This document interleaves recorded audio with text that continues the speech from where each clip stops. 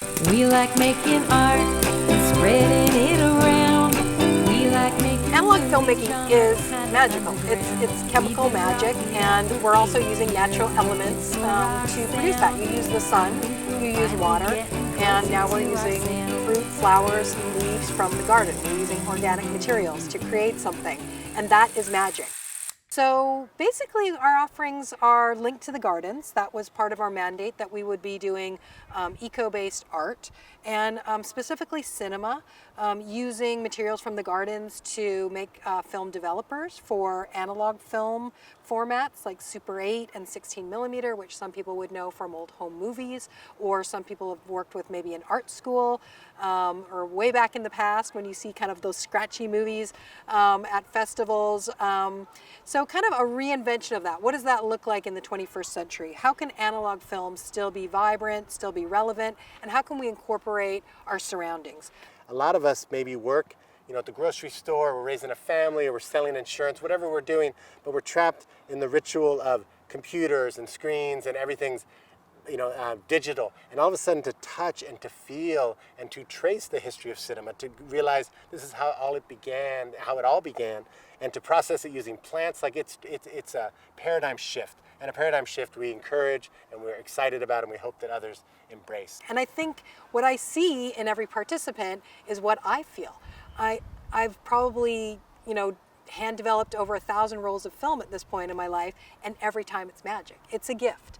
And when you work in community, it's a communal gift. And so, I think it's just the magic of realizing that we all have our own vision of what the world is and what the world can be.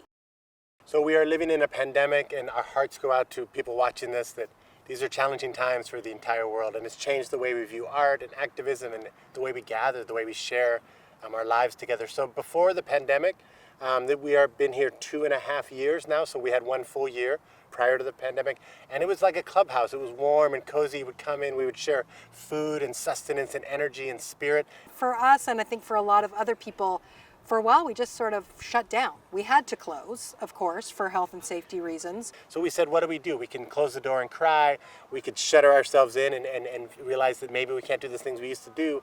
But as I talked about earlier, it was time to be more passionate, more excited. So how do we shift? We can teach online. We can project movies through the window. We can have the bicycle so people can ride around and feel safe watching movies, right? So for us, it's never been an obstacle. It's been a challenge to do more and to reach more communities. But as with everything else we do, the impetus really came from the community. So when one of the mothers of one of our students said, our children have been inside this whole time, they've been going to school online, everything's switched to online, nobody can be seeing their friends in public, no one can see their family, extended family together. Can we come up with something to bring a little magic back to the summer? Because there's not going to be a traditional summer. There's not going to be summer vacations. And for us, Zoom has been incredible. We have kids now in Brazil, we have kids in Mexico, we have kids that live one block away, and they're all sharing ideas, and we're teaching online. We're doing hybrids of online and in person. We're showing films outside. We have a cinema bicycle. So certainly people are suffering, and I don't mean to make light of the situation, but as artists and activists, you need to be able to pivot on those situations and keep providing the joy and the love that you set out to do initially. So we've been able to do that. I mean, being part of the Fieldhouse activation program has been monumental in the sense that rent is contentious all over the world. Communities are being displaced.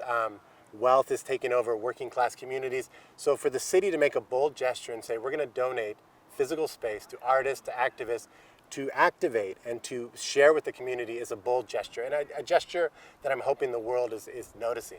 I don't think there's too many places around the world that utilize public space in this way.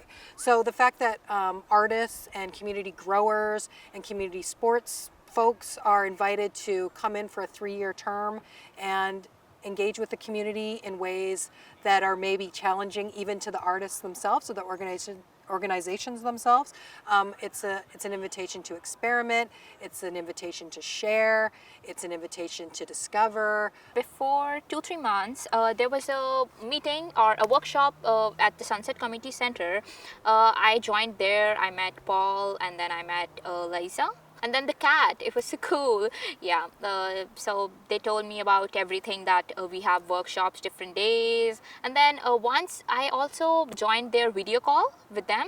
They invited me here. It was so cool. I thought that there would be some small younger kids, and then I would be like just helping them. But then it was so fun that I did it, right? Yeah, so it was not just for volunteer, it was fun for me too. Yeah.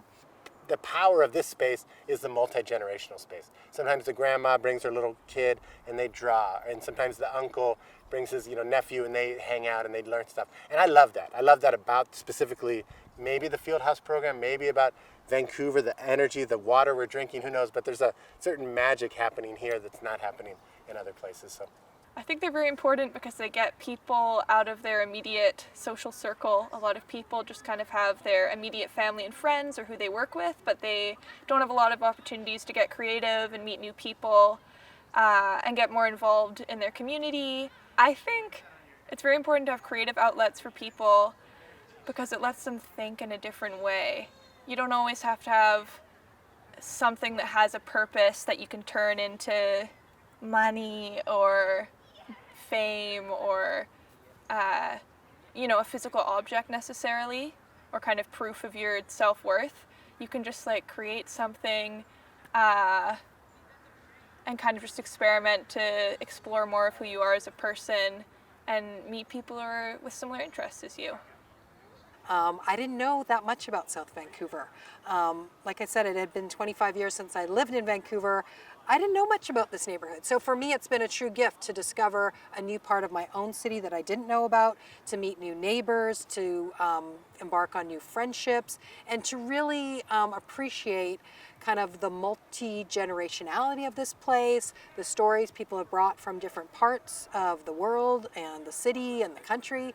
We all have a story to tell. We don't always have the tools or the time or the mentorship to tell those stories. And that's what we're here for. And that's why every day, every season is exciting. For us, it's always been about getting more people involved, new voices, other voices. I'm a 50-year-old man of privilege that has done many things in life, and I think my story's been told, and I'm excited about hearing other stories. So, the more people we can put hands in their cameras in their hands, the more access that we can provide, the more stories that we can celebrate. That's the vision for EPFC, and we're very fortunate to the Park Board for allowing us to remain 3 more years, and maybe that'll extend into something else. But it's such a beautiful thing that's happening in this city with these field houses. We feel so lucky. I joke about it. We ride our bikes here, and as soon as I lock my bike and I pull open those curtains, I feel like anything can happen. And it's always magical. People walk in, we tell stories, we share, anecdotes about life. So it's a very special thing. But I think, back to the point, the future of EPFC North is continuing to provide access for as many people as possible, yeah. And when we come together, it becomes that much more powerful. And we realize that we really can do anything together when we set our minds to it. If we can kind of make a space for that to emerge and to carry it forward, it just doesn't get any better than that. So I hope people engage with these field houses and the artists that are activating them, because maybe you'll be the next artist. So be part of it and then take it to the next level. It's a joy to be here. I got some friends, we play in a band once or twice a year. You may not understand, we're not in it for the money, we're not doing it for fame, we're doing it for love, we're doing it for love. We like making art and spreading it around. We like making movies, genre kinda underground. We've been rocking out for 8 years, looking for our sound. I think we're finally getting closer to our sound.